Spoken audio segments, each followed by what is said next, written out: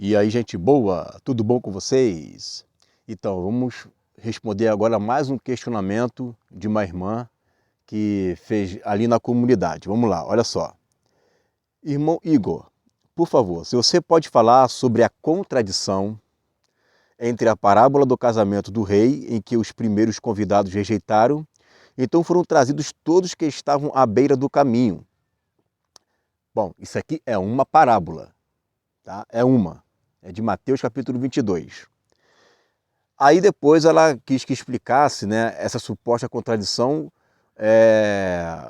tentando alinhar a parábola de Mateus 22 com a parábola de Mateus 25, que são a das 10 virgens. Aí ela continua, com a parábola das 10 virgens e que só entraram 5. Eu gostaria de entender melhor, na primeira veio gente entre maus e bons, na segunda só quem tinha preparo. Eu gostaria de entender, essa é uma dúvida minha, já bem antiga, obrigada. E ela continua aqui, né, querendo entender como que entrou uma pessoa sem veste nupcial e essa pessoa conseguiu entrar nas bodas, né, e foi lançado para fora, né, se a culpa não era dele, né, como é que ele conseguiu entrar se a culpa não era dele? Bom, a gente precisa entender o seguinte, parábola é parábola. Então vamos supor, existe contradição? Se eu pego, por exemplo, a parábola das 10 ovelhas, né? Uma se perdeu e ficou 99. Aí você vê uma outra parábola de uma dracma perdida. Aí eu vou dizer, como é que numa parábola tem 99 no aprisco e numa outra parábola não tem nenhuma moeda no bolso? Que contradição é essa? Como é que ela só tem uma moeda? O pastor de uma moeda só? Né? Isso é parábola. A parábola, ela, não é que ela entra em contradição, né? É porque ela vai contar de formas diferentes o que ela está querendo ensinar. Então, por exemplo, na parábola de Mateus capítulo 25, que vai falar ali das 10 virgens, ele não vai focar nos que estão fracos na fé, mas estão salvos. Percebeu? Ele não vai focar nisso daí. E se você conhece o que nós ensinamos sobre a parábola das 10 virgens, você sabe que a gente tem um entendimento muito mais profundo do que simplesmente estar 5 preparado e 5 não. Né? A gente tem um entendimento da voz que chama pela meia-noite, né? Está vindo noivo, já é meia-noite. Né? Nós temos a questão das 5 virgens prudentes com as 2 testemunhas que chamam as 5 virgens prudentes. Então tem uma série de coisas aí. Então você tem que ver em cada parábola o que ele está querendo ensinar. E que, sim, se você ficar muitas das vezes comparando parábola por parábola, vão haver supostas contradições. Então você vai ver, por exemplo, lá em Mateus capítulo 13, a parábola do semeador, você vai ver ali apenas uma boa terra, né?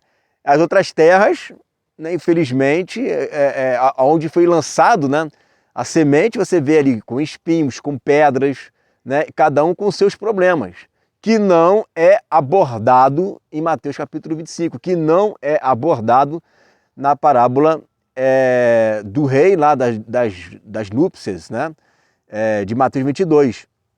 Então você tem que olhar uma parábola e ver o que ela em particular está querendo ensinar.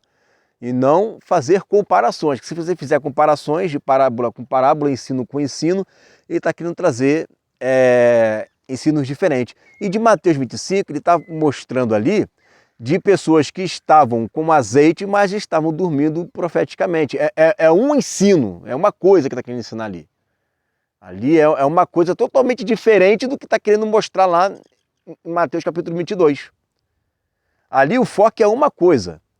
Ali o foco é do chamamento para preparar o caminho do Senhor, é um chamamento para poder estarem ativando o Espírito.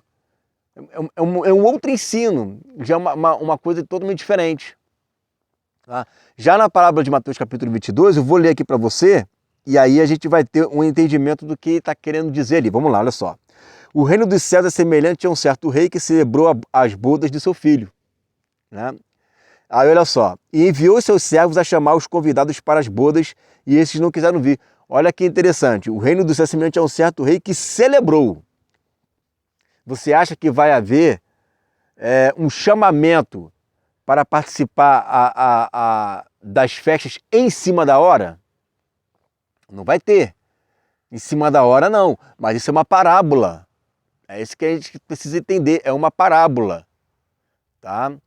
Eu pego a parábola do filho pródigo e vou pegar ali um filho que deseja a morte do pai, os dois filhos, porque eles querem a herança.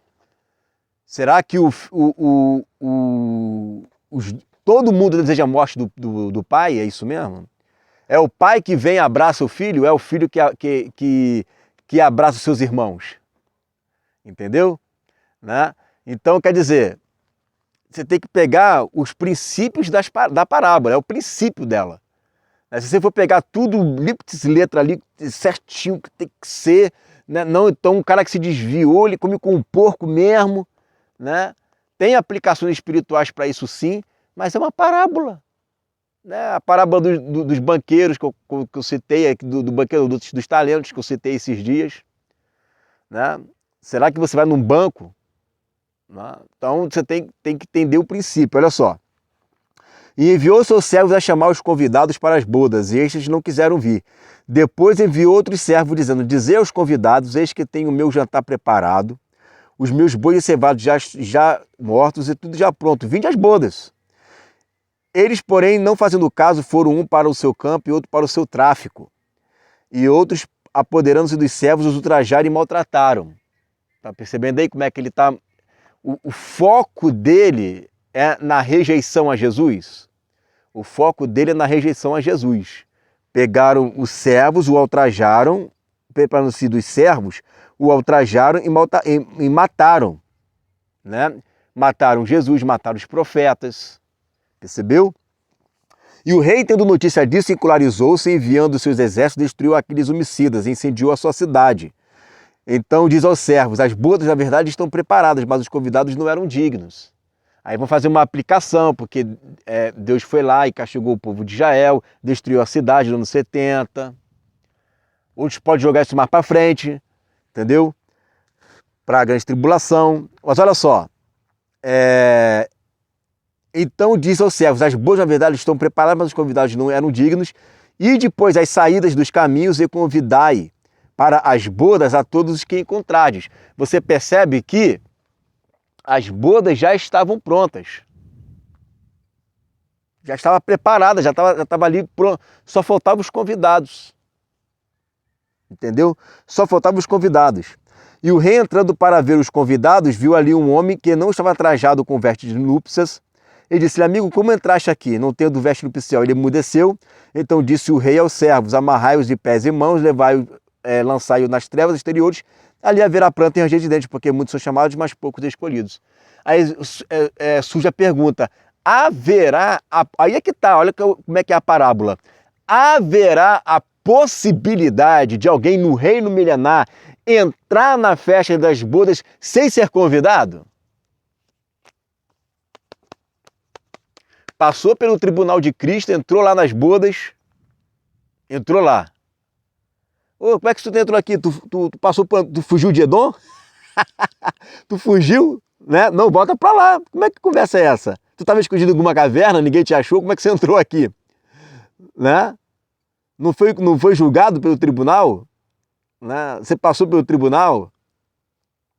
Entende? Então é uma parábola. O que ele está querendo dizer, né, é que existe um banquete, a síntese da parábola. Existe um banquete preparado. O Senhor, o nosso Pai, preparou um banquete.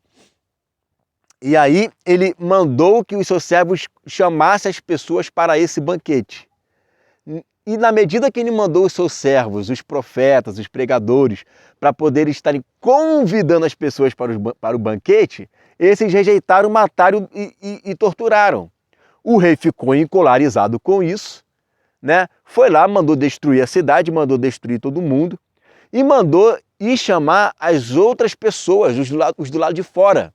Quem são os do lado de fora? Quem são os que nos faziam parte da cidade? Né? E aí chamou, esses foram convidados, participaram das bodas, aí é que está a questão. Entrou alguém de penetra, né, na festa. E aí ele vai falar, como é que você entrou aqui de penetra? Você não está trajado de veste nupcial? Lança fora. Qual é o princípio do ensino? Que o rei não vai tolerar pessoas que não estão vestidas apropriada para o casamento. É esse o princípio. Ele não vai tolerar, né, pessoas vestidas. Então você tem que pegar, cada parábola tem um ensino de forma diferente. Tem um ensino de uma forma diferente. Né? Você vê a mulher que perdeu a dracma, né? A dracma perdida. Jesus é mulher? Jesus não é mulher. Né? Jesus não é uma noiva. Né? Ele não é, mas você está conseguindo perceber o princípio da mensagem. É isso que a parábola ela traz por detrás. Né? Ela traz o princípio. Você tem que pegar o princípio da parábola e trazer para os nossos dias. Se você for pegar lípites letra que está ali na parábola, aí é complicado, né? Porque é somente um conto, é uma história fictícia, né? Que tem elementos reais, mas ele traz dentro desses elementos reais contos fictícios, né? Que é para poder você aprender, entender, né? Como que é a dinâmica do reino, e não necessariamente dessa forma, né? Então, não há uma contradição entre uma parábola e uma outra parábola. É que a de Mateus 25 ele está tratando de um assunto específico, né? Preparar o caminho do Senhor. Está falando ali, né, de um momento no tempo lá no final, porque já dá meia-noite, né? E elas já passaram do tempo de dormir. Já vai dar meia-noite e já passaram do tempo de dormir. Ao passo de que de Mateus 22 conta a história lá de trás, vem falando, né? E vem chamando. E aí ele vai chamar a atenção daquele que não está vestido. Mas haverá a possibilidade de alguém não estar vestido, de alguém furar a fila ali do tribunal de Cristo? Não tem, gente, não tem como. Então isso é apenas uma parábola, certo? É apenas uma parábola, beleza? Certinho?